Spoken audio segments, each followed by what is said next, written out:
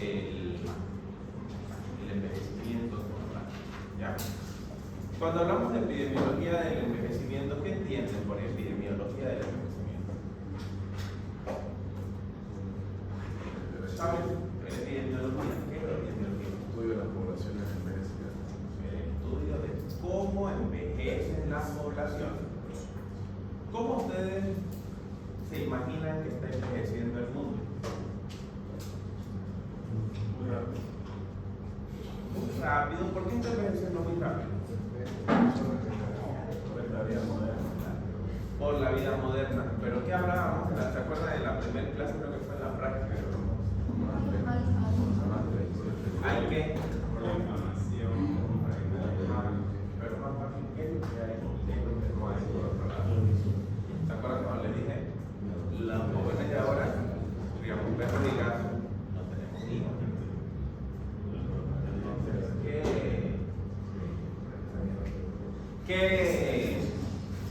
es lo que está pasando con la natalidad a nivel mundial?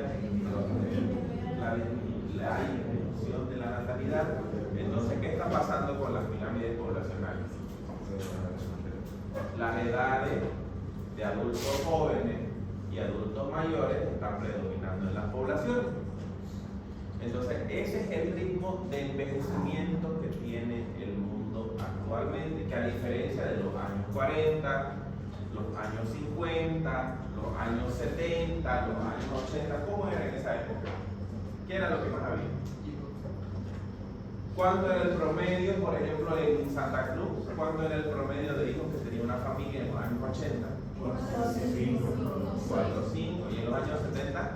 10, Y en los años 40 era hasta que moría de parto la mujer de familia. Ya. En ocasiones eran 11 hijos y en el 12º hijo la mujer moría de parto. Entonces, el ritmo, el crecimiento acelerado de la población se dio por la natalidad tan alta que existía en los países pobres. Ahora, ¿qué era lo que pasaba también? ¿Cómo era la esperanza de vida hace 10 años en nuestro país? ¿Hasta cuándo vivían los adultos mayores? 62, 63 años. Actualmente viven 73 años las mujeres, 77 años los hombres, según la última encuesta. Entonces, hay países de Latinoamérica que ya están pasando los 80 años de esperanza de vida. Hay países vecinos nuestros, Brasil y Argentina, que tienen 77 años mujeres, 79 años de hombres. O sea, si ustedes se dan cuenta, como una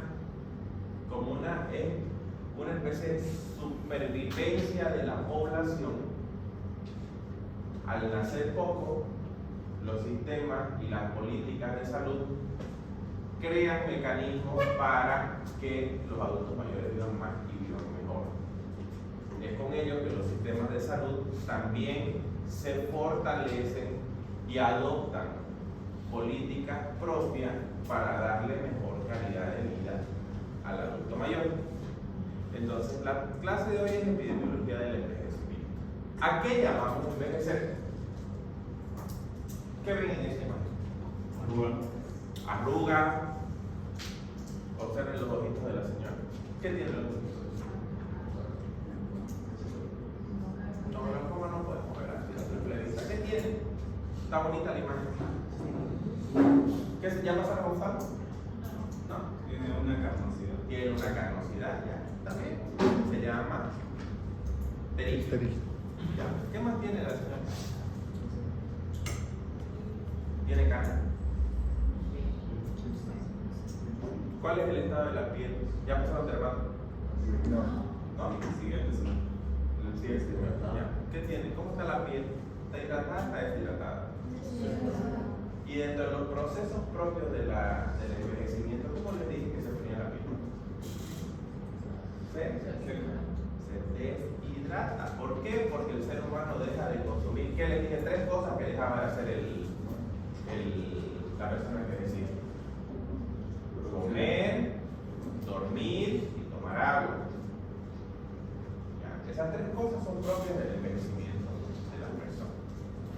Pero ¿a qué llamamos envejecer en población? Una idea.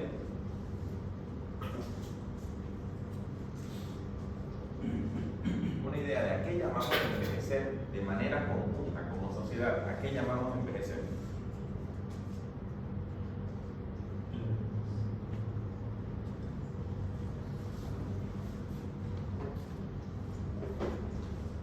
¿A qué llamamos envejecer como sociedad? Como población, ¿a qué llamamos envejecer? ¿Será al aumento de los nacimientos? ¿Será al aumento de las edades de los adultos mayores? ¿A qué llamamos envejecer como población? No sé si estoy en lo correcto, pero sería perder la capacidad funcional del organismo. Perfecto. Es una situación cuando disminuye la natalidad y la población. Disminuye la natalidad y la población que queda viviendo en el país aumenta de edad y la funcionalidad se pierde. Bien, buena idea. Cuando aumenta la proporción de adultos mayores en relación a la población. Entonces, todas las ideas son válidas. Entonces, ¿a qué llamamos envejecer como población? Al aumento de personas que tienen más de 45 años sobre las personas que van naciendo y tienen menos de 5 años dentro de una población. ¿Ya? Vamos a ver cómo se comportan las pirámides poblacionales en el mundo, a qué velocidad está envejeciendo el mundo, a qué velocidad está envejeciendo nuestro país y a qué edad está envejeciendo nuestro departamento. ¿Cómo envejece la población mundial? Para el 2030, 6 de cada 10 personas tienen más de 60 años en el mundo. Por eso la geriatría es una especialidad del futuro. Ahorita hay pocos geriatras, en 20 años vamos a tener 500 geriatras en Santa Cruz.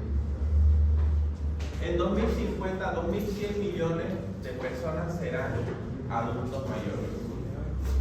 Y entre 2020 y 2050, los adultos mayores de 80 años serán 426 millones de personas en el mundo.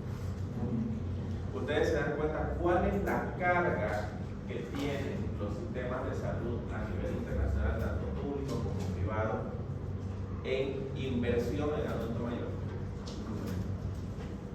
Por eso es importante desde temprano empezar a prevenir los embates propios del envejecimiento. ¿Y cómo lo vamos a hacer? ¿Qué era un senolítico?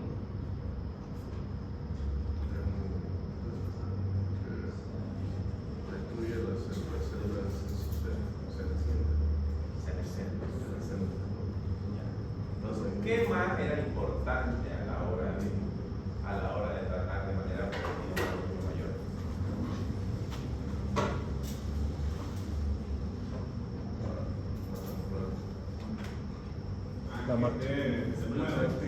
Que se mueva, que conserve masa muscular, que camine lo más rápido posible, que sea funcional.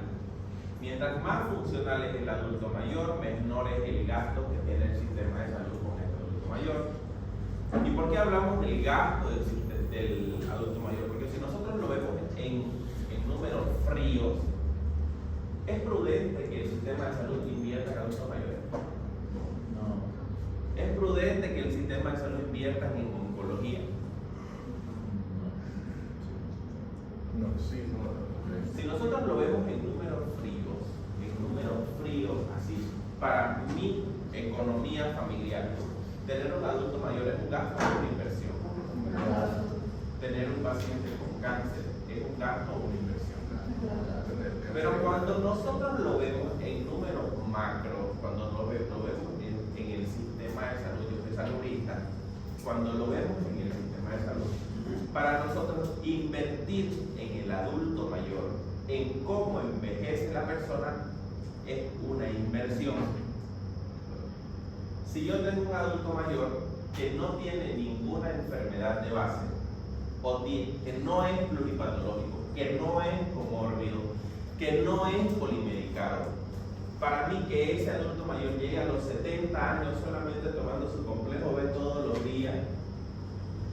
que tenga laboratorios 3 veces en el año, para mí es una inversión de que ese adulto mayor llegue en esas condiciones de salud. Lo mismo en oncología. Por ejemplo, en oncología para mí representa, o sea, para mí como sistema de salud, representa una inversión tener pruebas diagnósticas, tener educación para la salud. ¿Para qué? Para que pocos pacientes o un número reducido de pacientes lleguen en un cáncer en estadio terminal a la consulta de oncología del hospital. Entonces, cuando nosotros vemos en números macro, cuando nosotros lo vemos como sistema de salud, invertir en el envejecimiento de una población es una inversión. La población envejece en todo el mundo con más rapidez que en el pasado y esta transición afectará casi todos los aspectos de la sociedad. El envejecimiento no solamente es una inversión en el sistema de salud. ¿En qué más se invierte cuando envejece una población?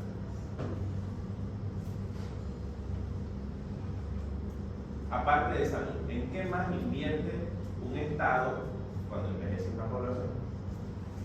Jubilación, infraestructura. La seguridad social, que entra en las jubilaciones y la renta. ¿Qué más? Infraestructura. Infraestructura, Personas con capacidad laboral. personas con capacidad laboral, la discapacidad. ¿Qué más? ¿Qué tiene que crear el Estado para el adulto mayor? La seguridad jurídica. Cada vez antes existía solo una norma de adulto mayor. Y vamos a ver qué normas protegen al adulto mayor actualmente. Antes era la Constitución que todos teníamos derecho a todo, pero no teníamos derecho a nada. Ahora, cada vez más las convenciones internacionales van dando a los países recomendaciones de cómo adaptar esas convenciones internacionales en su país.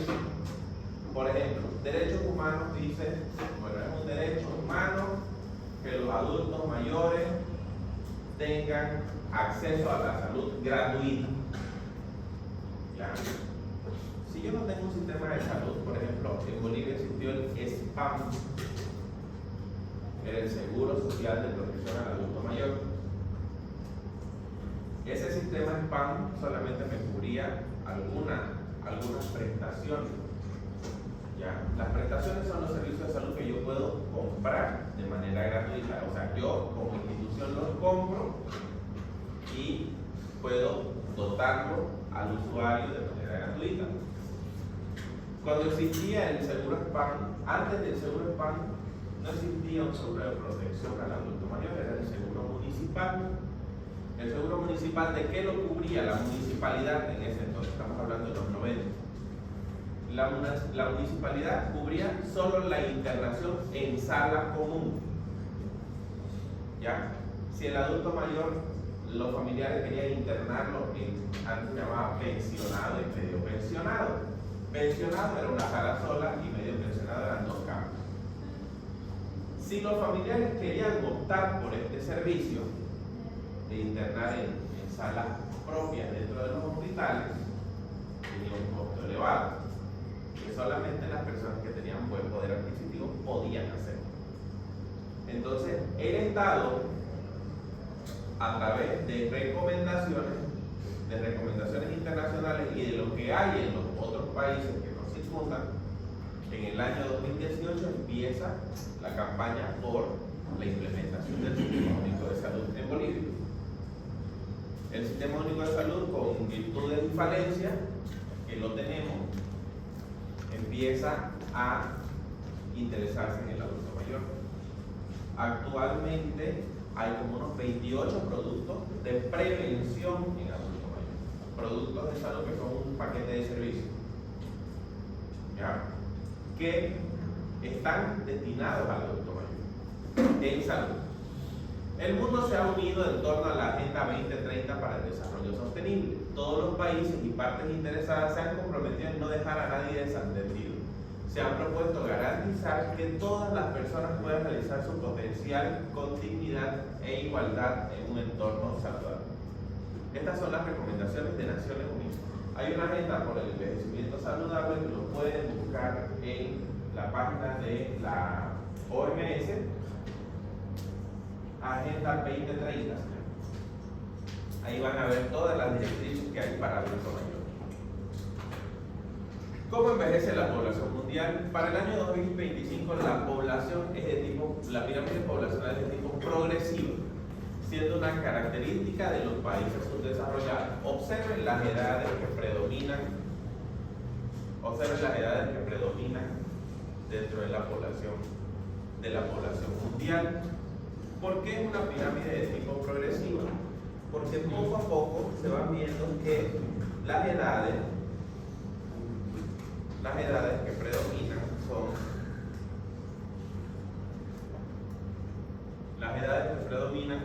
son las edades entre los 10 años y los 20 años. Luego hay una curva descendente y nuevamente hay adultos jóvenes.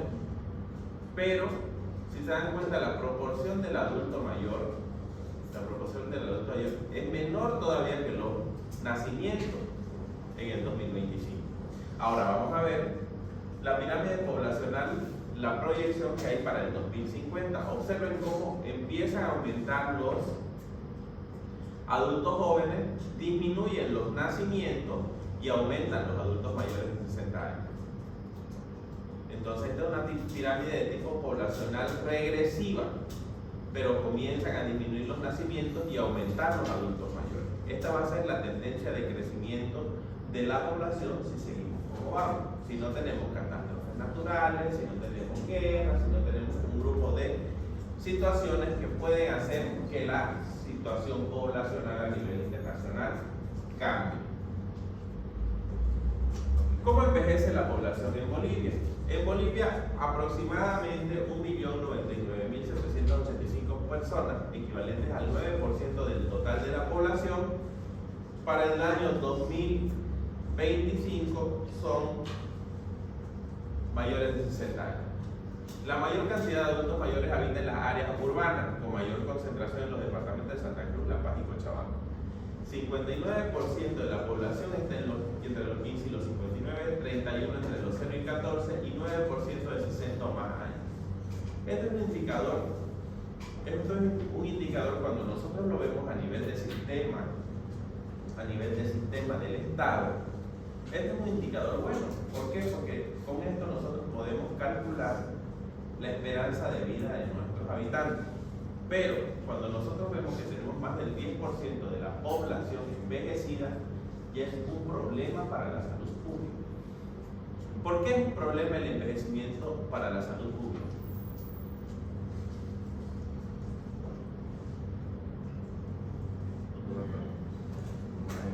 Porque demanda recursos. Inversión.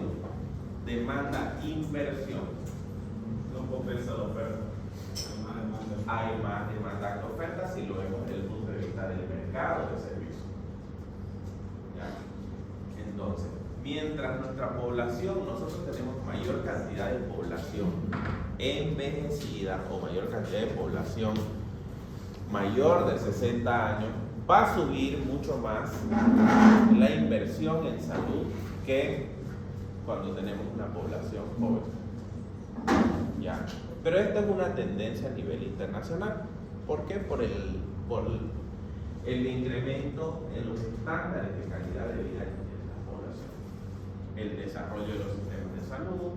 A pesar del flagelo del cáncer, las enfermedades crónicas, nuestros adultos mayores están llegando las personas están llegando a ser adultos mayores. ¿Cuál es la distribución de adultos mayores en Bolivia? Según departamento. La Paz, para el año 2020, tenía 332.872 adultos mayores. Santa Cruz tenía 244.948 y Cochabamba 201.200 adultos mayores de 60 años. Si ustedes ven la diferencia que hay entre el eje troncal La Paz, Santa Cruz y Cochabamba en adultos mayores respecto a los demás departamentos, ¿dónde debería existir la mayor inversión del sistema de salud? En el eje troncal. aquí deberían existir, por ejemplo, ¿ustedes saben cuántos centros de larga estancia medicalizados tenemos en el sistema público de Santa Cruz? De larga. Centros de larga estancia medicalizados para adultos mayores. Asilo. ¿Saben cuántos tenemos? Uno. Ni uno. Del Estado, ni uno. ¿Ustedes saben cuántas unidades geriátricas agudos tenemos? Una en la Clínica de las Américas. ¿Saben cuántos centros de corta estancia, o sea, las guarderías de los adultos mayores tenemos del Estado en Bolivia? Una. Entonces, ¿qué ha hecho el Estado respecto a la inversión en salud en el adulto mayor? Muy poco. Muy poco. Y ya hay recomendaciones de convenciones internacionales como la Comisión Interamericana de Derechos Humanos para hacer inversión en este sentido.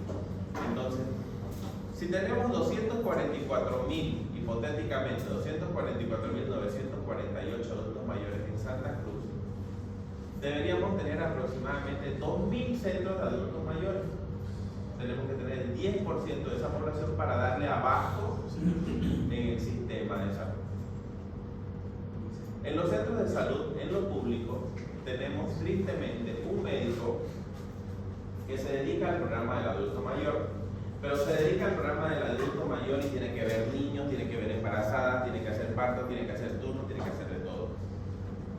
Y no se dedica exclusivamente a atender a adultos mayores. O ponen a atender a adulto mayor al médico nuevo que llega por primera vez a centrarse al centro de salud.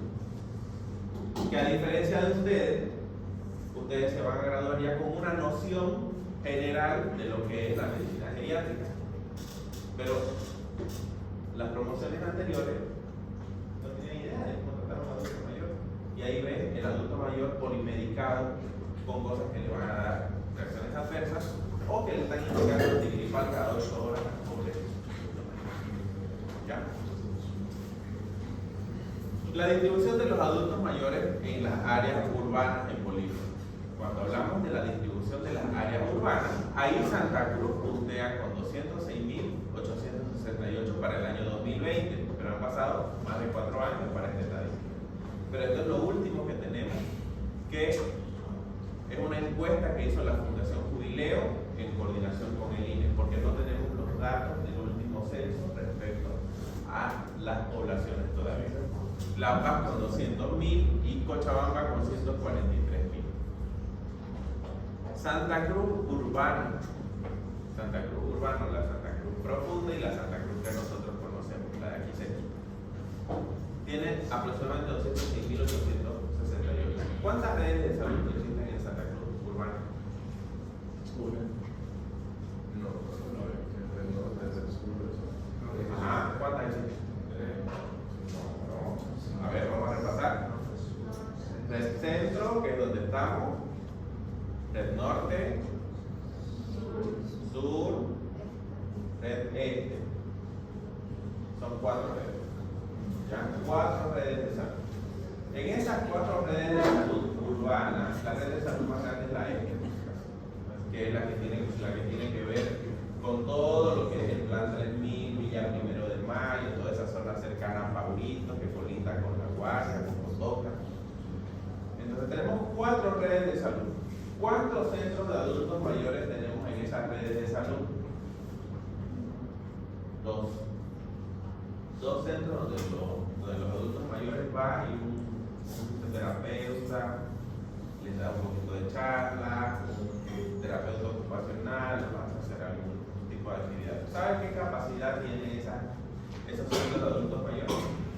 Para 30 adultos mayores por sesión.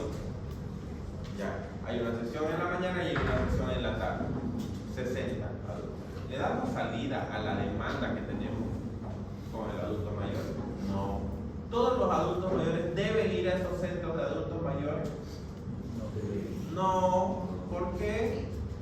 Porque tenemos adultos mayores de 70 años trabajando de manera activa, que no son pluripatológicos, no son comórbidos, o son pluripatológicos y comórbidos, pero que tienen capacidad funcional y siguen ejerciendo su labor.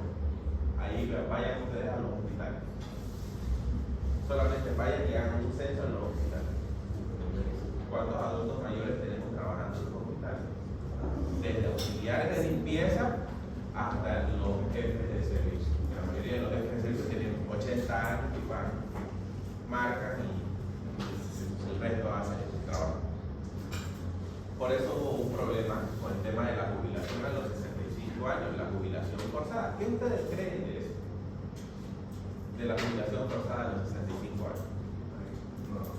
No va en la línea con esto.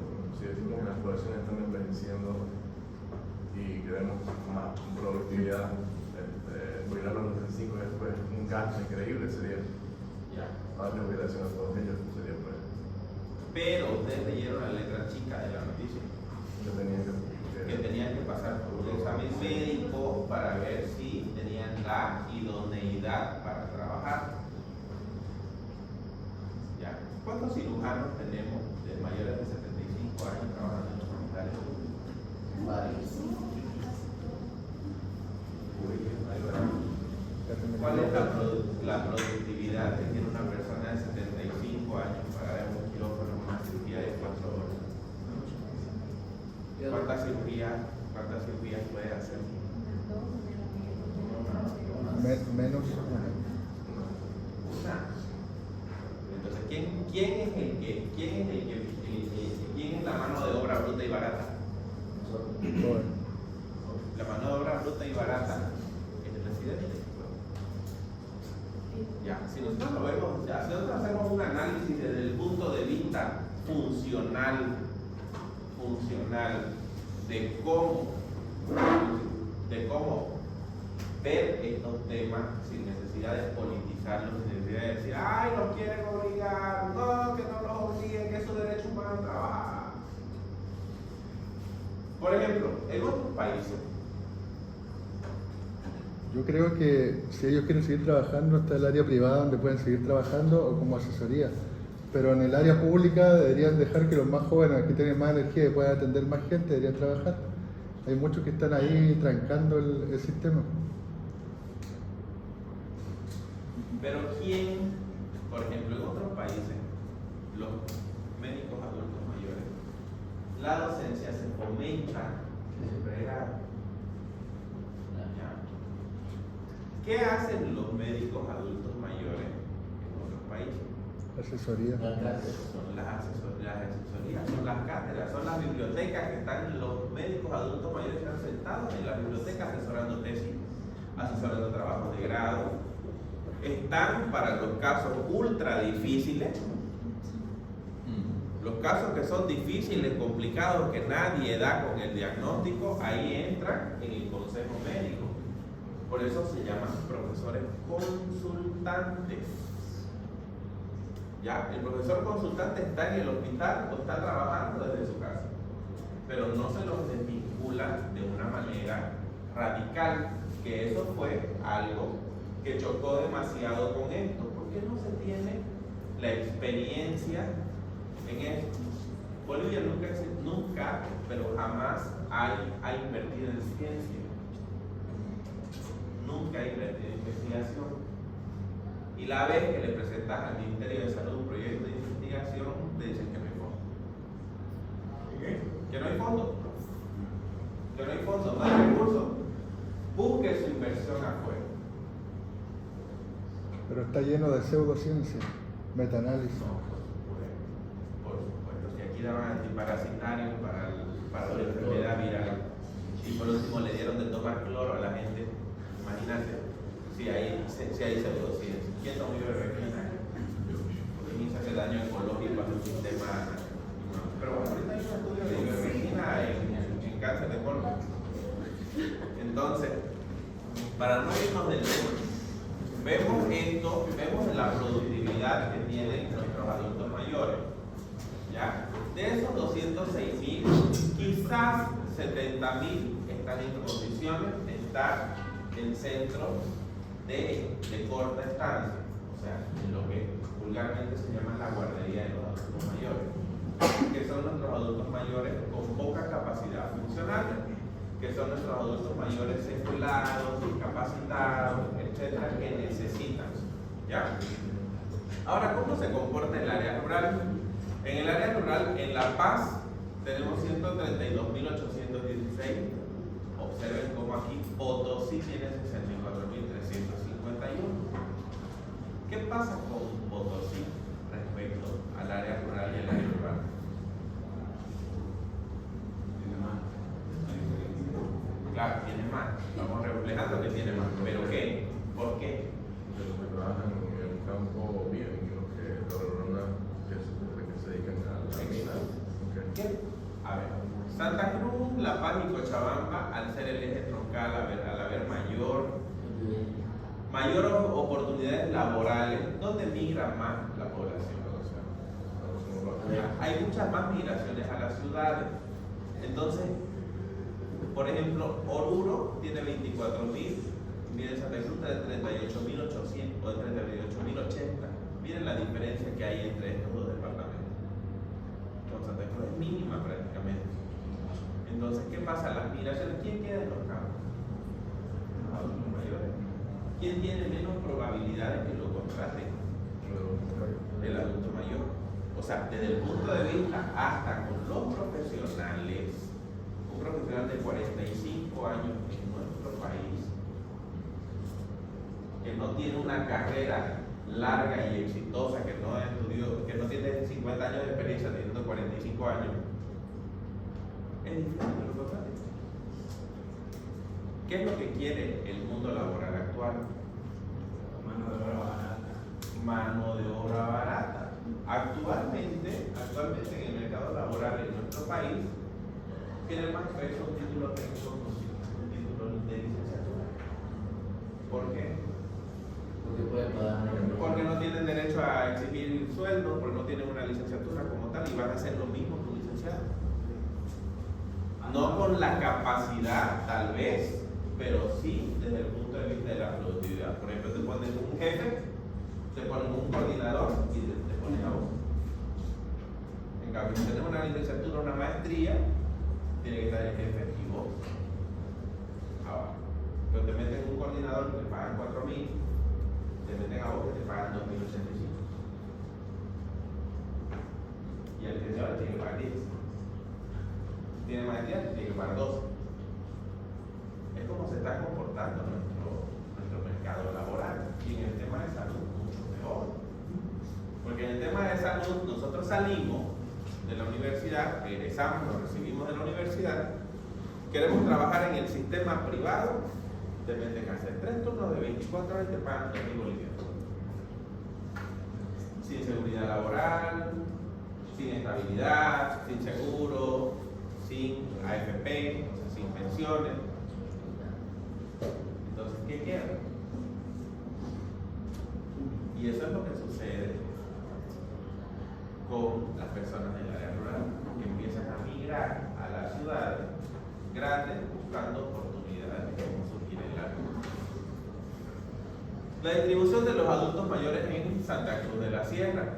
¿Dónde predominan más los adultos mayores? En la zona centro-noreste y en el casco viejo. Es donde nosotros tenemos mayor cantidad de adultos mayores. Y tenemos mayores de 60 años para el 2022, 8.1% de nuestra población para el 2022. Este fue un trabajo elaborado por el jefe de nuestra cátedra, que es el doctor Felipe Vergara, que es con quien vamos a dar el tema de elementos. ¿Ya?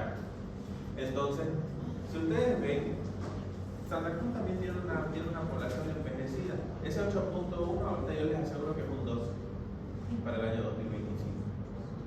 ¿Por qué? Porque Santa Cruz tiene una baja tasa de natalidad y tenemos un porcentaje elevado de crecimiento poblacional hacia los adultos. ¿Por qué? ¿Cuántas personas? Si tenemos aproximadamente en el departamento, según el censo, 4 millones de habitantes, la estimación es que cada año 77.000 personas cumplan 60 años. al paso que vamos. Entonces nuestra pirámide se va haciendo cada vez más regresiva. ¿Cuáles son las condiciones en las que envejece la población boliviana? El proceso de transición demográfica está acompañado de lo que se conoce como transición epidemiológica, que se caracteriza por un aumento de prevalencia de enfermedades crónicas en relación con enfermedades transmisibles o infecciosas. En efecto, las enfermedades crónicas han pasado de representar el 40% total de la carga de mortalidad en el 90 al 70 en el 2019. Entre las personas mayores de 70 años, las enfermedades no transmisibles representan el 83% de las defunciones, siendo las enfermedades cardiovasculares, la neoplasia y la diabetes las tres principales causas de la lista. Este es un dato del Global Warner del 2019. Si ustedes se dan cuenta, tenemos datos de ONGs que se dedican a captar el sistema de información de los certificados de defunciones y no tenemos una estadística propia de nuestro país. No tenemos, cuando nosotros entramos a revisar el INE, causas de defunción, tenemos causas de defunción de los 90 y del inicio de los 2000. ¿Ya? ¿Por qué? Porque las inversiones no hay ninguna. Simplemente en Bolivia tenemos ese pequeño detalle de que las cosas que no generan dinero no son importantes para una estadística. Y como ustedes pueden ver aquí, ¿por qué antes el 40% de la carga de mortalidad era el 40% en el 90? ¿De qué moría la gente antes? ¿Han escuchado a sus abuelitos? ¿De qué moría la gente antes?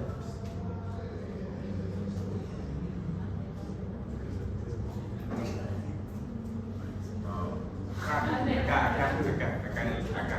No, allá. Acá. ¿De qué moría la gente antes? Enfermedades agudas. Enfermedades agudas, ¿de qué tipo? ¿Acaso no había malaria acá? ¿No había paludismo? En el tercer anillo para allá la gente se moría de paludismo. Pero claro, si la ciudad era tres anillos. ¿No? ¿Escucharon por si acaso el discurso de Paula Peña por el bicentenario de la independencia de Santa Cruz? La intervención de Carlos Valverde de Luchado. Para el año 1960 en Bolivia, en Santa Cruz, no existía agua potable 24 horas ni existía luz eléctrica. 1960. La ciudad, llegar al Cristo era lejos. Ir al Cotoca era un viaje. Y les estoy hablando del año 90 y a ver, yo tengo razón del año 95. En el año 95 ir al Cotoca era viajar. Ir a San Javier era el viaje de la vida. Las cabañas de Otaitú, pregúntale a sus padres. Era el viaje de la vida, era ir a Concepción, cuando abrieron la represa de Concepción, era el viaje de la vida, ir a Samaipata. Era un viaje larguísimo. Entonces, la gente del tercer anillo para afuera se moría de paludismo. Los niños morían de desnutrición aguda. Los niños morían de enfermedades diarreicas. En el año 93 hubo una epidemia de cólera. O sea, los servicios sanitarios eran tan malos que había mortalidad por enfermedades agudas, por causas que ahora son prevenibles y por causas que son curables, por el desarrollo del sistema de salud que ha ido más o menos haciéndole fuerza al crecimiento poblacional. ¿Ya? Años de vida potencialmente perdidos en los adultos mayores en Bolivia. Esta es una estadística poblacional, una estadística de demografía. ¿Ya dieron salud pública? Sí. Entonces saben de lo que estoy hablando, de los años de vida potencialmente perdidos. ¿Quién les dio salud pública? ¿No dieron con la doctora? No. Secretaria. Si hubiese dado con la doctora Arras, tuvieran chistes. Ella fue mi docente de salud pública. Entonces, los años de vida potencialmente perdidos en adultos mayores, miren, por enfermedades cardiovasculares un 28.2%, por neoplasias un 20.4%, diabetes y enfermedades renales 13.4%, Infecciones respiratorias 10.6. Aparato digestivo 7.8. Respiratorias crónicas 7.2. Deficiencias nutricionales 1.2. Lesiones accidentales 2% y otras enfermedades crónicas 1.1. ¿Qué son los años de vida potencialmente perdidos? De la expectativa de vida estimada por estadística en el país, el porcentaje que se puede perder después de un evento. Correcto. De la esperanza de vida que yo tengo, si yo tengo 70 años, por ejemplo, 70 años para mujeres y 72 para varones, si yo tengo un evento cardiovascular, me va a bajar eso. Si yo tengo una neoplasia, me va a bajar un 20.4%. Si yo tengo diabetes, un 13.4%. ¿Qué epidemia tenemos actualmente en nuestro país? O sea, en nuestra ciudad, la que vemos, la de aquí. Y ¿qué tenemos? Miren, nosotros salimos ahí a la esquinita. ¿Qué tenemos ahí en la esquinita? Miramos a una esquina, una esquina. Miramos al otro lado, esquina. Pues miramos al otro lado, ¿qué tenemos? Entonces, tenemos esta estadística va a cambiar radicalmente porque cuando tenemos un adulto mayor en casa, nosotros generalmente ¿qué llevamos de cena a la casa? Hoy, masita, horneado. ¿Qué quiere el adulto mayor? No quiere perder sus tradiciones. Entonces, trate un pan de arrocito, un puñapecito, uno nomás para probar. Y cuando nosotros llevamos comida a la casa, ¿qué pedimos? O sea, nos hemos hecho, la pandemia nos ha vuelto en Bolivia, nos globalizó tanto, que tenemos un elevado incremento en el porcentaje de pedidos de domicilio. Antes sí o sí teníamos que salir a comprar. Ahora sí o sí incrementa el pedido. Al lado de mi casa hay un edificio donde viven estudiantes. Yo una noche de oficio entre las 8 y las 11:30 de la noche conté 45 montos de pedidos hechos. Y es un edificio de 4 pisos, de 4 que tiene 30 apartamentos. Si ustedes se dan cuenta, entonces a nuestros adultos mayores nosotros no les pedimos una ensalada César. ¿Qué comen los adultos mayores? Pizza, pasta, pollo campeón, pollo solar, Toby, Burger King. Y el adulto mayor generalmente ¿qué tiene? Hipertensión arterial, diabetes, obesidad, sarcopenia. Si yo a la sarcopenia le aumento la alimento con grasa, la alimento con carbohidratos, la sarcopenia me va a empeorar. ¿Ya? Entonces, esas son las realidades que tenemos palpables nosotros como población. El flagelo de la pobreza en adultos mayores en Bolivia. ¿Ustedes saben cuánto es la renta dignidad para los adultos mayores? No saben cuánto es la renta dignidad. Y en ocasiones 350, para los jubilados 300.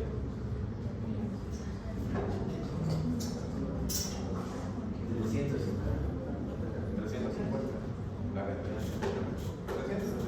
350, ya me hizo dudar.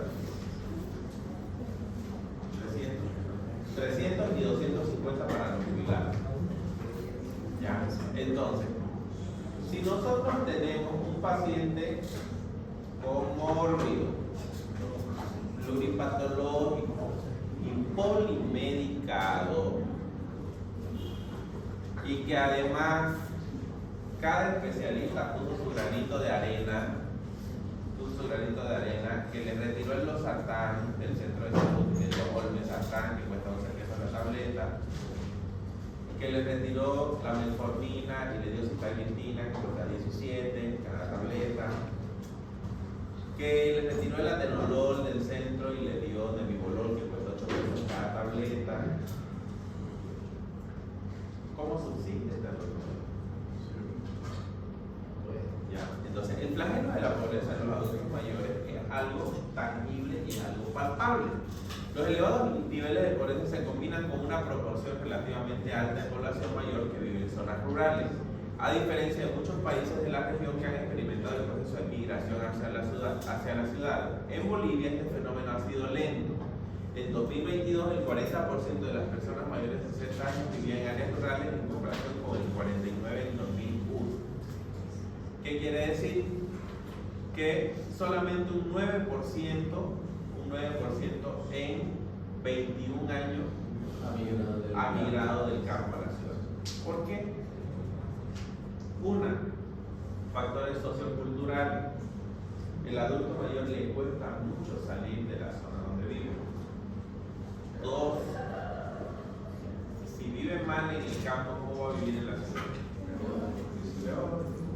Porque tal vez en el campo vive en lo suyo. Cuando viene a la ciudad, ¿qué tiene que hacer? Pagar un alquiler o meterse a la casa del hijo. Acuérdense que la visita es como la basura. A los 3 años ya hiede. A los 3 días ya hiede. Lo mismo sucede con el adulto mayor. Lamentablemente por cultura en Latinoamérica es así. La persona, mientras menos capacidad funcional tenga, mientras menos sirva, peor recibida es. ¿Ya? En Europa los adultos mayores prácticamente lo tienen vivido en la zona de oro. El sistema como tal ha proyectado cuántos adultos mayores va a tener y cómo los va a atender. En estos países en vías de desarrollo como el nuestro, no se ha tenido esa visión de desarrollo todavía. Esa visión de cómo yo voy a atender a ese adulto mayor para que me salga más barato con inversión en todos los servicios que yo les puedo ofertar como Estado. ¿Ya? Pero vieron lo que pasó en Valencia. ¿Vieron lo que pasó en Valencia? Las inundaciones. ¿Quiénes fueron los que más murieron en las inundaciones de Valencia? Porque fueron los que no pudieron escapar.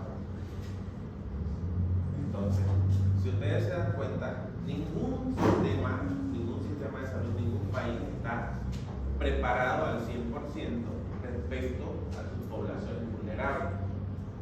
Y mucho menos los países en vía de desarrollo como el nuestro, que no tienen una proyección clara hacia cómo vamos a atender esa inversión en adultos mayores. La violencia en los adultos mayores, esto es algo que es el pan nuestro de cada día.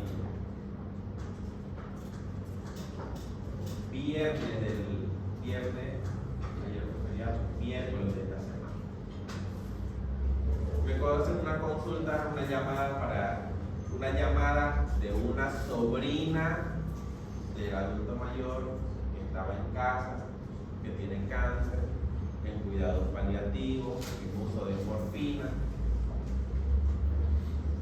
que por favor vaya a hacer una visita domiciliaria para ver qué otras opciones terapéuticas habían, porque la señora estaba muy agitada.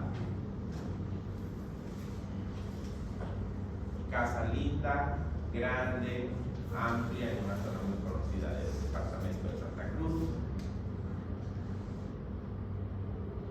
Me atiende la dueña de casa y me dice, vamos para la señora está. La dependencia de servicio, que ya no se debe decir empleado, la dependencia de servicio era el cuarto hasta aquí de ancho y hasta aquí de largo. En esa pequeña habitación estaba la adulta mayor acostada, amarrada, pero no amarrada con casa, estaba amarrada con un sobre de pie y mano. Y en esa misma habitación estaba la cama de la señora y estaba la cama de la cuidadora. Ni una ventana. La señora con un cáncer de mama en estadio final, con una necrosis tisular celular, un olor insoportable, le colocaban el goteo de morfina solo cuando la señora gritaba, la señora que la cuidaba no habla español, solamente era un auxiliar de servicio para hacer algo que bien ella entendía. Ahora, ¿hay violencia o no hay violencia? ¿Esa es violencia? Sí, Esa es violencia en el adulto mayor. Entonces, el médico paliativista había recomendado que si en algún momento la señora necesitaba, le llamen para darle algún medicamento que la tenga menos agitada. Ya. Quédense con este casito para la otra clase, esta que tenemos que seguir. Ya. Entonces, la violencia en adultos mayores entre la fecha de 2023 y agosto de 2024, la Defensoría registró 5.579 denuncias de vulneraciones a personas adultas mayores, 323 fueron en La Paz y 449 en Santa Cruz. ¿Qué es lo que normalmente, si nosotros lo vemos así en números de 3.323 contra 449? ¿Cuántos casos no se denuncian? Y eso es denuncia porque lo atropellaste en la calle, porque lo tumbaste, porque lo agrediste verbalmente, o porque fue un vecino y lo sacó porque al adulto mayor le pegaban. ¿Ya? Pero hay tantas cosas que son formas de violencia en el adulto mayor que no se toman en cuenta para una denuncia. Los casos están relacionados principalmente al derecho de la vejez digna con 1570, seguido de afectaciones al derecho de la propiedad individual o patrimonio en 1150, luego garantías del debido proceso respecto a instancias públicas más denunciadas son los gobiernos autónomos municipales, seguidas del órgano judicial. Esta fuente es de la Defensoría, entre la Defensoría.gov, adulto mayor. Miren a cuánta gente a cuántos adultos mayores le quieren quitar sus casas. 1.150 adultos mayores le están peleando sus casas y generalmente son los niños. A la vejez digna 1570, aquí entra la violencia económica y la violencia psicológica. Las garantías del debido proceso, ¿cuántos adultos mayores tienen algún proceso judicial? ¿O cuántos adultos mayores tenemos en nuestras cárceles? ¿No han ido a la cárcel a hacer alguna vez alguna brigada médica? No se pierdan ese proceso de ir a la cárcel a hacer atención médica. ¿Ya?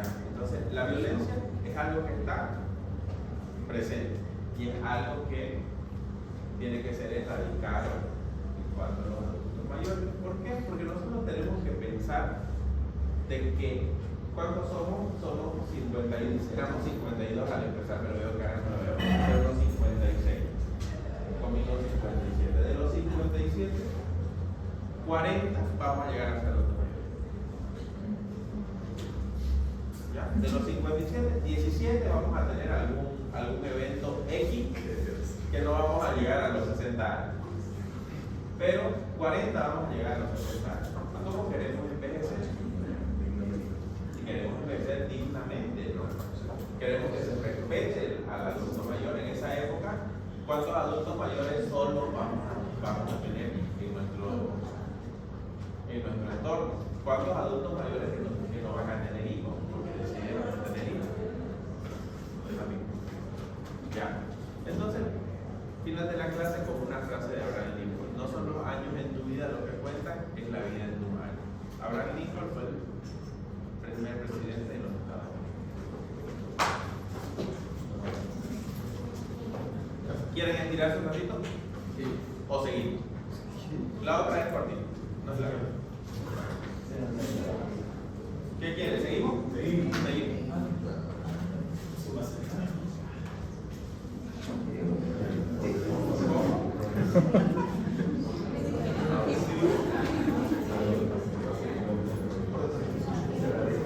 ¿El ratito de acá? Entonces, en esta otra clasecita de hoy vamos a ver los aspectos éticos y legales al tratar al adulto mayor.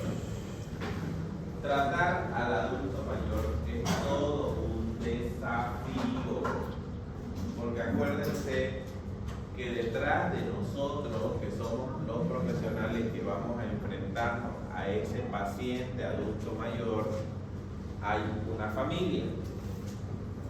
¿Ya?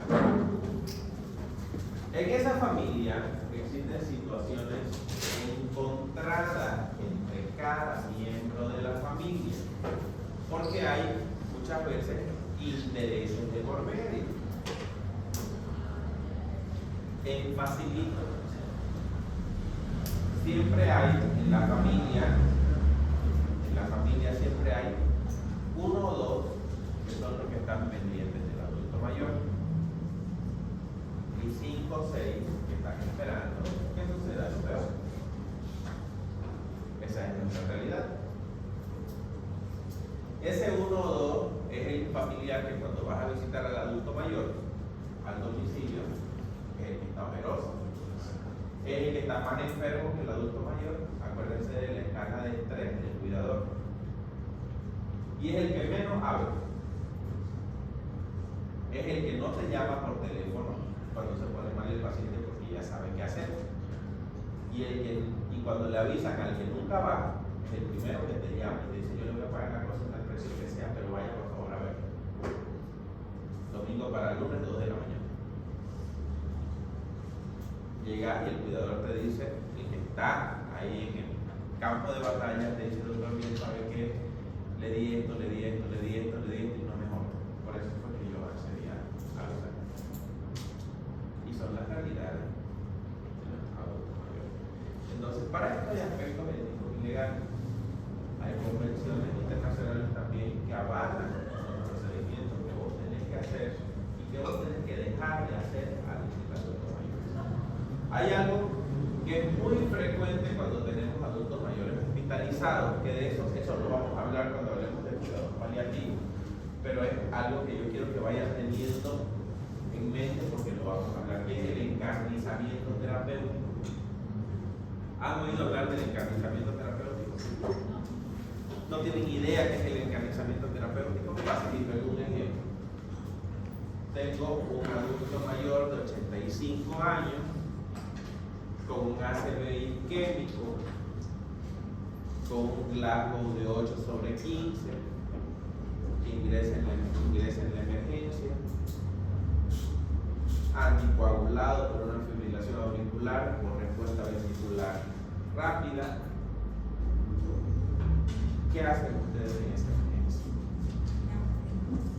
Conversan con la familia y le dicen: bueno, es un ACV isquémico, mire la resonancia magnética o la tomografía, el estudio de imagen, tiene prácticamente la mitad del cerebro con un hematoma. Hablan con los familiares y dicen: bueno, la probabilidad de que el paciente quede con una secuela es un 90%. La probabilidad de que el paciente se salve es un 10%. Y aparece una especialidad quirúrgica por detrás. Hay que drenar el hematoma. Si drenamos el hematoma en las primeras 24 horas, garantizamos la sobrevida de este paciente. Llega el geriatra, evalúa al paciente, habla con los familiares y dice: bueno, la probabilidad de que quede en un estado vegetativo son un 99%. ¿Ya? Puede que quede vivo con un montón de secuelas, motoras, mentales, cognitivas, pero hay esa posibilidad. Viene la especialidad quirúrgica. No, hay que drenar el hematoma. Mientras no drenemos el hematoma, no sabemos el hematoma. Entonces la familia queda en esa disyuntiva. Queda en esa disyuntiva. Va pasando los días, el paciente se sigue deteriorando y la especialidad quirúrgica vuelve nuevamente y se consigue el número de teléfono del paciente y lo llama. Hay un servicio que va a ayudar, que es: vamos a hacer un estudio endovascular. popular, para ver cómo está todo el polígono de Willy, no sé qué, a ver si es un sangrado masivo, si no es un sangrado masivo. Eso se llama encarnizamiento terapéutico. Cuando no hay posibilidades de mejora reales o de reposición de las causas que están produciendo en ese momento un evento agudo o crónico, y el paciente no es respetado con sus voluntades anticipadas. Por ejemplo, otro ejemplo clásico. Ustedes saben que el cáncer de páncreas es uno de los tipos de cáncer de vía digestiva que lleva mayor sufrimiento al paciente. ¿Saben o no saben? Desde incluso hasta la técnica de Whipple en la cirugía abdominal, que es una cirugía que va desde la apéndice sulcoide hasta la síntesis del pubis para hacer todas las derivaciones que hay que hacer en el tema digestivo. En una persona adulta joven es bastante traumático y tiene bastante capacidad funcional. Ahora imagínense una cirugía de Whipple en un adulto mayor de 70 años. Y hay pacientes que los someten a este tipo de cirugía cuando la tasa de sobrevida es mínima. ¿Ya? Entonces, en geriatría, nosotros tenemos que garantizar que el paciente sufra lo menos posible y que el paciente siempre tenga la verdad sobre la mesa mientras pueda decidir. Aquello de que no, que por favor doctor, que no se entere, por favor que no se entere. No, ustedes como profesionales saben cómo dar malas noticias, y hay una clase que se llama cómo dar malas noticias en el día. ¿Ya? ¿Por qué? Porque tenemos que respetar las voluntades del paciente. Si el paciente dice no me voy a operar, el paciente no se opera. ¿Ya? ¿Por qué? Porque es respecto a la autonomía del paciente. Y ahora vamos a ver los principios éticos a la hora de tratar a adultos mayores. El marco legal de la atención médica en los adultos mayores en Bolivia. El marco legal de protección está establecido en la Constitución Política del Estado, la Ley 1152, la Ley 1886 y la Ley 3490. ¿Qué dice la Constitución Política del Estado? En el artículo 67 reconoce el derecho de los adultos mayores a una vejez digna. El Estado debe proporcionar la renta vitalicia de vejez en el marco del sistema integral de seguridad social integral. La Defensoría del Pueblo ha elaborado un compendio normativo para personas adultos mayores que se llama Transformando Realidad. Dentro de esto están la Convención Interamericana de Derechos Humanos, la Ley 872 del 21 de diciembre de 2016, la Constitución Política del Estado, la Ley Marco de las Personas Adultas Mayores, Decretos Supremos de Protección al Adulto Mayor, Ley 475, que ahora se cambia a la 1152, Ley 379 de la Renta Dignidad, Decreto Supremo 29400, Ley 378 de la Renta Dignidad, Decreto Supremo 2152, Ley 652, Ley 953 del 28 de noviembre del 2007. Este compendio está en la página de la Defensoría del Estado de Bolivia. ¿Ya? En síntesis, este compendio nos da todas las normas de protección que existen en el territorio del Estado Plurinacional Boliviano para las personas adultas mayores. Con que nosotros conozcamos que tienen derecho a la salud, que tienen derecho a ser reconocidos como personas iguales de derecho y como personas que deben recibir un trato digno durante la atención médica, es más que suficiente, porque esas son las que a nosotros nos va a servir en el trato médico con el paciente. Pero también tenemos que saber que existe la ley de protección contra la violencia en el adulto mayor, que esa vamos a verla más adelante. Los derechos humanos y el adulto mayor. La CEPAL ha dado una visión multidisciplinaria de los derechos de las personas mayores. Las convenciones internacionales de derechos humanos persiguen un fin común, que es el trato digno, humanizado y libre de toda forma de violencia, garantizando la autonomía con bien mayor en la toma de decisiones en el adulto mayor.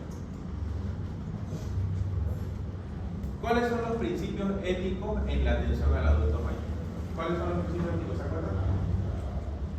Auto, B y justicia. Aquí dice quién lo va a realizar. La autonomía pertenece a quién directamente. Al paciente. Yo elijo dónde tratarme, con qué tratarme, a la forma de tratarme, qué es lo que quiero y qué es lo que no quiero. La beneficencia es la relación médico-paciente, que era lo que hablábamos ahorita. La beneficencia es lo contrario del encarnecimiento terapéutico. La beneficencia, mire señora, si usted hace este tratamiento, va a estar mejor, se va a sentir mejor, va a invertir en su tratamiento, pero vamos a llegar a una pronta recuperación de su cuadro de salud. Es la relación que yo tengo con el adulto mayor. El adulto mayor, aunque esté con un proceso de deterioro cognitivo, debe saber por parte de su profesional de salud de atención qué es lo que está realizando o qué es lo que está tomando o qué es lo que va a recibir. Debe existir. La no maleficencia es parte del médico. ¿Qué es lo que yo voy a hacer? Por ejemplo, si yo estoy haciendo un ensayo clínico, y yo tengo mi grupo control y mi grupo placebo, y quiero incluir a adultos mayores en ese grupo control, y yo no excluyo a los adultos mayores en estadio terminal, ¿qué estoy haciendo? ¿Cómo estoy obrando? ¿Cómo estoy obrando? Con maleficencia. Por eso el principio de no maleficencia es el que tiene que ver con el médico. Yo tengo que saber y tengo que hacer lo que a mi paciente no le produzca daño. Y el principio de justicia, que es el que tiene que ver con la sociedad. Principio ético de la autonomía. En los adultos mayores, la autonomía puede disminuir enormemente con la edad o la fragilidad. Sin embargo, las personas adultas tienen derecho a la toma de decisiones sin coerciones o control externo. Este derecho no tiene fecha de vencimiento y le da los criterios para restringir la autonomía. Ejemplo claro de situaciones reales, en pacientes reales y en consultorios reales. Señora, su mamá necesita, lo ideal es colocarle una prótesis de rodilla. ¿Por qué? Porque esa rodilla no va a desinflamar, esa rodilla va a seguir doliendo, esa es una extremidad inestable, y si no hace las sesiones de fisioterapia que el fisiatra le indique, la única opción es una prótesis de rodilla. Doctor, pásame el contacto del traumatólogo para que de una vez la preparen y mañana la operen. Yo no me voy a operar, yo no quiero ponerme una prótesis de rodilla porque a mi amiga Juanita, la de allá de la derecha de la esquina, se le pudrió la pierna y tuvieron que dejarla y quedó con la extremidad, con la pierna como una bandera. Así nos dijo la paciente. Y yo no me la voy a poner ahora. Yo no quiero. Yo no voy a ir. Vas a ir porque vos tenés que caminar. Yo no voy a ir. Vas a ir, yo no voy a ir. Y ahí se formó en el consultorio la pelea. ¿Qué principio ético se estaba violando en ese momento? La autonomía. Mientras el paciente es capaz de decidir por sí mismo, el paciente tiene la última palabra. Por más de que yo sea un mercader de la salud, yo no voy a venir y le voy a decir, mire señora, yo le coloco la prótesis de rodilla y usted al mes va a estar a brinco. Porque no es así. No es así. Yo tengo que obrar con beneficencia, no con maleficencia con el paciente. ¿Cuánto es la recuperación de una cirugía de prótesis? persona como nosotros, pues, que caminamos, que hacemos nuestra vida diaria, son 6 meses. Mínimo. ¿Qué tiempo tarda un adulto mayor? Sarcopénico, con artrosis por todos lados, en la otra articulación, en cadera, rodilla, tobillo. ¿Qué tiempo tarda en recuperarse? Quizá 1 año, o quizá no se recupere. ¿Ya? Con toda la tecnología que hay en las prótesis. Y 2 de cada 10 prótesis van a hacer una artritis séptica a lo largo de la vida después del reemplazo protésico. Entonces, ese es el principio de la autonomía como un ejemplo.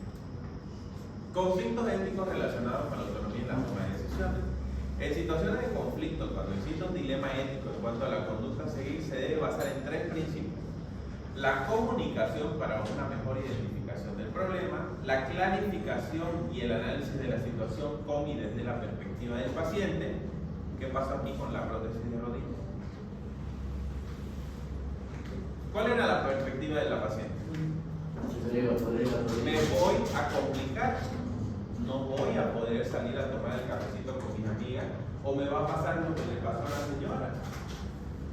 Entonces, la identificación de diversas soluciones y el consenso con todos los afectados por la decisión, tratando siempre de considerar los valores del paciente. ¿Qué hicimos aquí? Bueno, vamos a pedir un rayo X de pie con apoyo. Vamos a ver cuál es el estado real de la rodilla. Consultamos con reumatología, fuimos donde la reumageriatra que trabaja en el mismo policonsultorio donde yo trabajo. Dice la reumageriatra: bueno, tenemos un 25% de posibilidades que inyectándole ácido hialurónico de alta recirculación va a mejorar y vamos a utilizar insaponificable de palma. ¿Ya? Pero este es un tratamiento, señora, que tiene que ir asociado a fisioterapia y rehabilitación. Y tiene que usar bastón. 76 años y ni muerta le podíamos adherir al bastón. Al mes volvió la señora con su bastón caminando contenta porque el remedio de la doctorita que le inyectó en la rodilla la dejó sanita. Entonces, ¿qué utilizamos ahí nosotros para resolver el conflicto que había con la hija? Comunicación, clarificación y análisis de la situación, ¿ya? Y la identificación de diversas soluciones. Entonces, este conflicto, dentro de los grandes conflictos que hay en cuanto a tratar a adultos mayores respecto a los principios éticos, en ella fue resuelto, pero ella es un caso de cuántos casos van a los hospitales o van a los centros de salud o a los consultorios con un problema de salud. El principio de beneficencia en la toma de decisiones. La obligación de actuar en beneficio de otros, promoviendo sus legítimos intereses y suprimiendo perjuicios. Un primer obstáculo al analizar este principio es que se desestima la opinión del paciente debido a su falta de conocimientos médicos. Por ello es difícil defender la primacía de este principio, pues si se toman decisiones médicas desde este, se dejan de lado los principios valiosos como la autonomía y la justicia. Si ustedes se dan cuenta, los principios éticos son contradictorios entre ellos, porque cuando hay una fina línea, una línea muy delgada entre lo que va a ser justo y lo que va a ser injusto para el paciente. Entonces, en el principio de beneficencia, muchas veces en la práctica médica nosotros utilizamos terminología técnica, ¿ya? Y el paciente no conoce terminología técnica a menos que sea personal de salud o que tenga un gran conocimiento de cómo buscar en Google las cosas. Actualmente ustedes saben que dentro de la práctica médica esto para nosotros es un enemigo potencial, porque esto nos puede complicar. Si nosotros no lo hacemos bien, esto nos complica. Porque muchas veces mandan al adulto mayor con el teléfono grabando.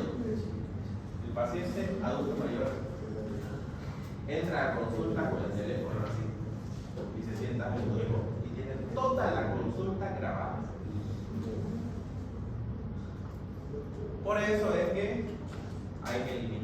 términos abuelita, querida, reina, no sé qué, que eso no es el nombre de la persona.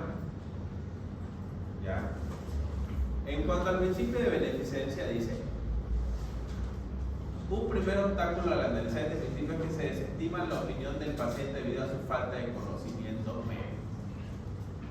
Yo tengo un paciente de 90 años que acude del familiar y me dice: cada vez que va al baño, cada vez que defeca el paciente, tiene un sangrado que le dura aproximadamente un minuto después de que defeca. Tiene 90 años. No tiene deterioro cognitivo, y a la hora de la consulta le explico: bueno, para revisar esto debe ir al proctólogo y el proctólogo va a indicar una colonoscopia. ¿Qué voy a hacer yo? ¿Qué gano yo haciéndole una colonoscopia a una persona de 90 años? ¿Ustedes le indicarían la colonoscopia a los 90 años a una persona? Porque ahí probablemente no podamos tratar los deseos de Entonces, cuando yo le digo la colonoscopia es que, y la persona vaya a decir: doctor, ¿y qué es la colonoscopia? Es la introducción de un tubo semirígido a través del... No me lo voy a hacer. No me lo voy a hacer. Imagínense cómo voy a hacer eso. Entonces, ¿es beneficioso para el paciente? ¿Es beneficioso o no? Sí. ¿Por qué es beneficioso para el paciente? Solo por tener un diagnóstico. Es por eso que les digo que los principios éticos tienen una fina y delgada línea entre lo que yo me voy a regir por él o dentro en lo que yo me voy a ir para el otro lado. ¿Ya? Porque si yo digo que es beneficioso para el paciente hacer una colonoscopia a los 90 años, donde el paciente va a pasar por un proceso de sedación, donde a los 90 años yo tengo una cardioesclerosis, donde puede haber un problema valvular, donde puede haber una fibrilación auricular con respuesta ventricular acelerada, donde esa sedación puede ser que lleve al tránsito con la vida del paciente. Si yo hago primar mi opinión de que es beneficiosa para el paciente, y estoy cayendo en la maleficencia, ya no en la beneficencia con el paciente,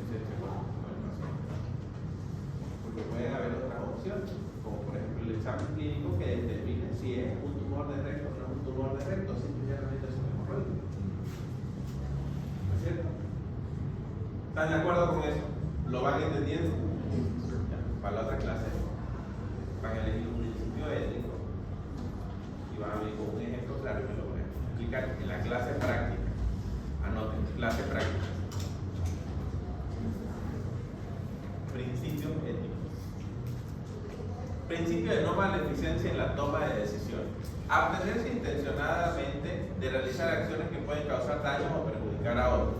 En el ámbito biomédico, este principio es encontrar una interpretación adecuada, pues a veces las actuaciones médicas dañan para obtener un bien. Va de la mano de la beneficencia para que prevalezca el beneficio al perjuicio. ¿Ya? El anterior y este van de la mano.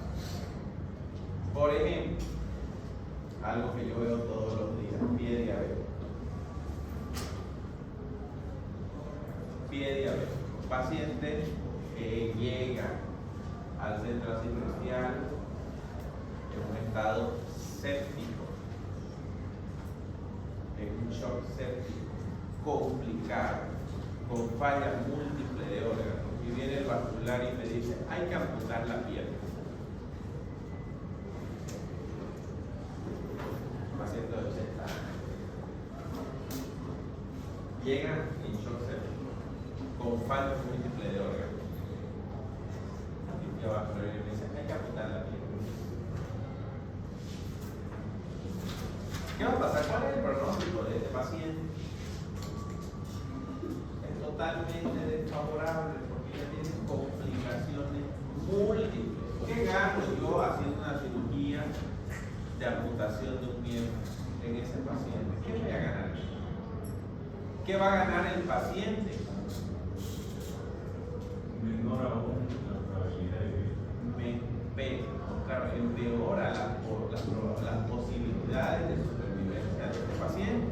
Y ese es un ejemplo claro de situaciones reales claras. Por ejemplo, esto lo vemos mucho en el tema la no maleficencia. Ya pasamos por otra crisis, ¿verdad? No pasamos por otra crisis. Todavía no hay. Sí, y yo pensaba que este era el más complicado para ustedes. Menos mal lo metimos en este y no en el otro. Entonces se ve mucho en el tema de obstetricia el principio de no maleficencia. El principio de no maleficencia en las malformaciones. El principio de no maleficencia en las malformaciones múltiples, que nosotros tenemos en una sentencia constitucional que avala la interrupción de ese embarazo. Y que muchas veces que hace los oportunismos, que van a hacer, que va a tener posibilidades, que mira que fulanita, que su hijo nació así, que lo llevaron a tantos lugares, pero tus condiciones económicas no son las mismas que las de fulanita. No son las mismas que las de fulanita para que tengamos un terapeuta 24/7 hasta que tu hijo cumpla 80 años. ¿Ya? Entonces, el principio de no maleficencia es importante a la hora de tomar una decisión médica. Principio de justicia, la repartición de beneficios, tratar a cada uno como corresponda con la finalidad de la situación. En Bolivia la asistencia sanitaria es teóricamente universal y gratuita, por tanto basada en el principio de necesidad. La escasez de recursos obliga a la redistribución equitativa de los mismos. Las políticas sanitarias se basan en el principio de justicia y estas serán tanto más justas que cuando se consiga mayor igualdad de oportunidades para compensar desigualdades. El principio de justicia en el área rural y en el área urbana, ¿ustedes creen que es el mismo? No. Porque Culturalmente hay diferencias. no, hablemos del tema de salud. Hay diferencias. ¿Cuál? Hay menos recursos en las infraestructuras. Yo tengo un paciente internado aquí en el Hospital San Juan de Dios para una cirugía a corazón abierto. Lo tengo internado en San Juan de Dios. No tiene las mismas posibilidades que un paciente que va a venir de Camiri o va a venir de Charagua, que tiene que pasar por todo el Vía Crucis de entrar al hospital, que un paciente que ya está internado, que vive en la ciudad. ¿Por qué? Y aquí lo hablamos. La escasez de recursos obliga a la redistribución equitativa de los mismos. Dice, y estas serán más justas en cuanto se consiga una mayor igualdad de oportunidades para compensar las desigualdades. Y estamos hablando solamente del tema de salud. ¿Ya? En cuanto a lo injusto y lo injusto, entramos en un conflicto y en un dilema ético entre lo que es justo para uno y lo que es injusto para otro. Ahí tiene que ver en el principio de justicia mucho el entorno sociocultural y religioso del paciente. ¿Ya?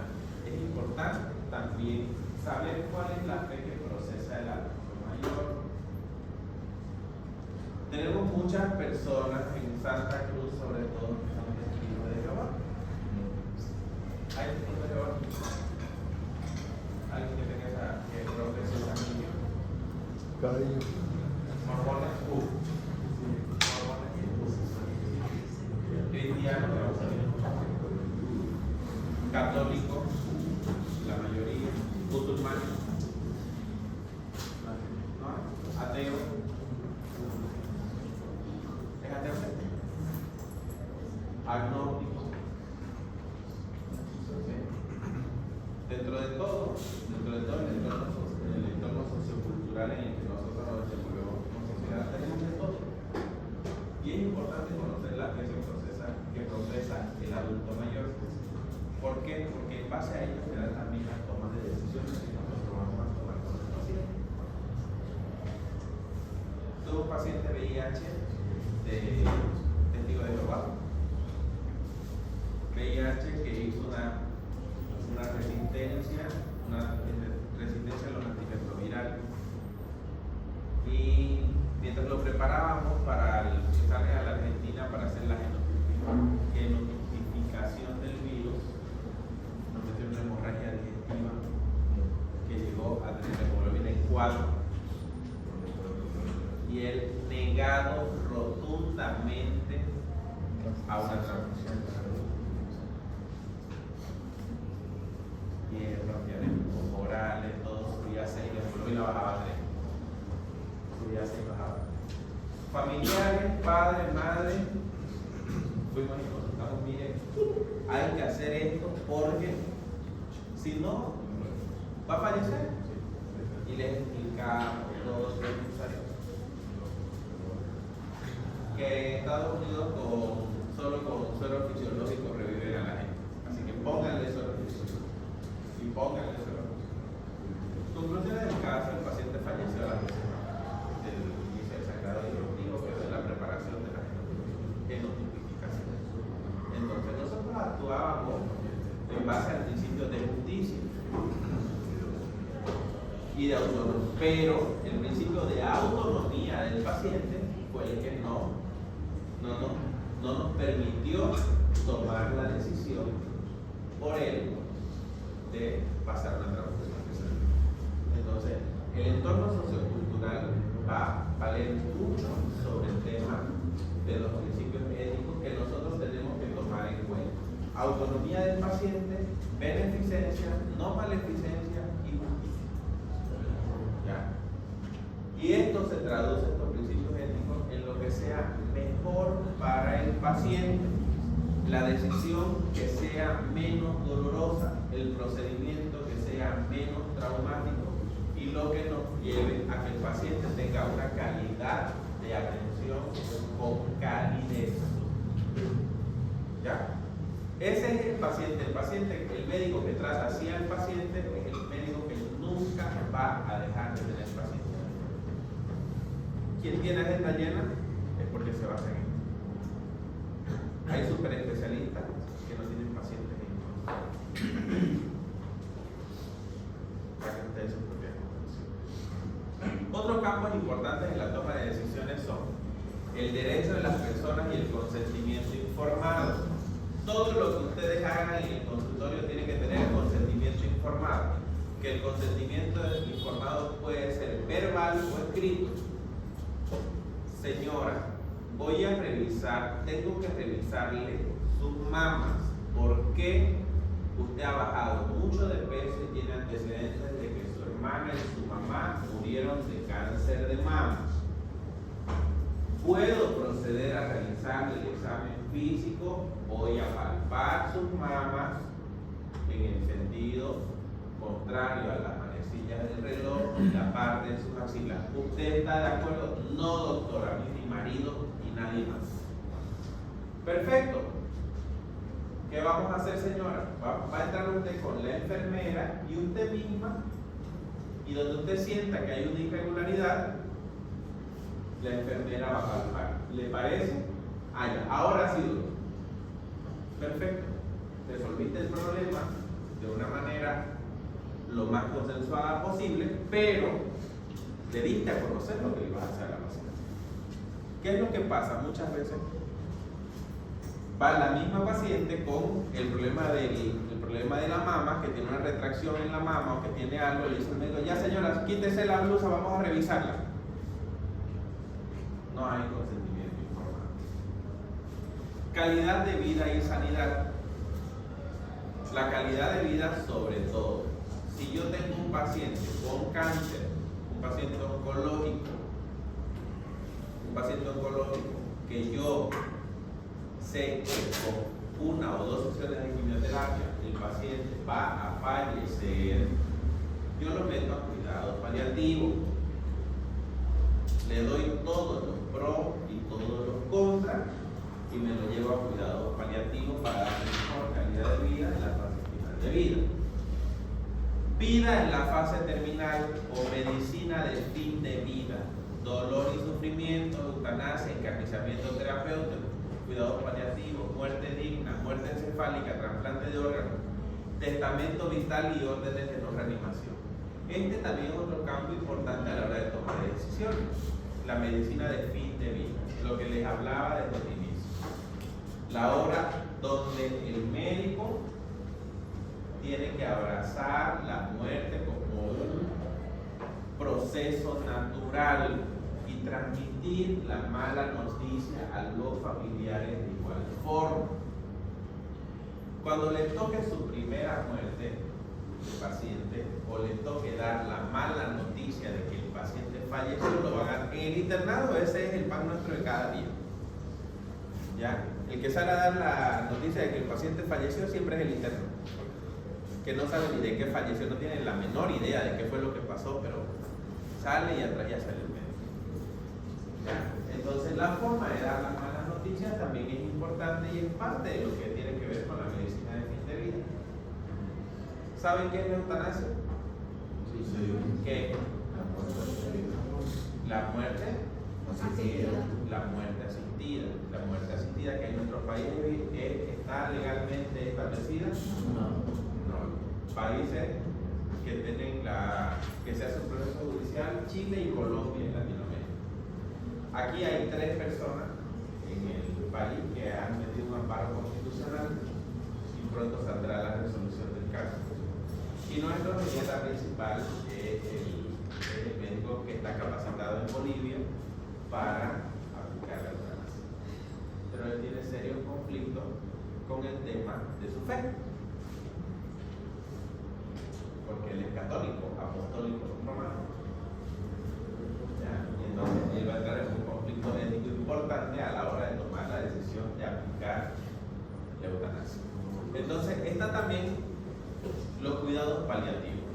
Los cuidados paliativos no son terapéuticos, sino es mantener el día a día del paciente con calidad de vida. Cuidados paliativos que tienen que ver desde la forma en cómo se tiende la cama, cómo se moviliza al paciente, hasta cómo se trata farmacológicamente a un paciente con dolor. El testamento, el trasplante de órganos en geriatría no es algo que se toma en cuenta porque son órganos bien específicos. El testamento vital y las órdenes de no regeneración. Cuando el paciente ha manifestado de que él no quiere una intubación o de que no quiere una reanimación cardiopulmonar, ¿qué hace usted?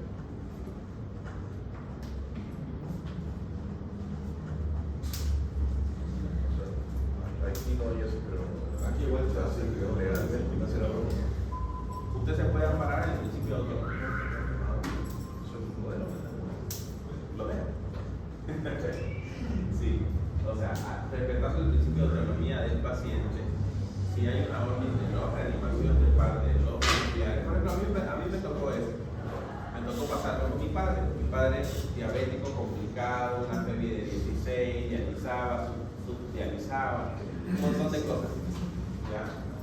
Hizo un ACV después de una hemodiálisis por la circulación.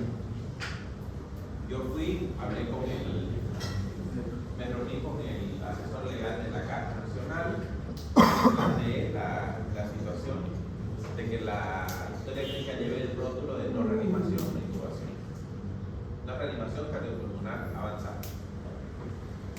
Entra un día antes de fallecer, ayer hicieron 6 años que falleció. Piensa un día antes de fallecer a la colocación de un catéter peritoneal recién,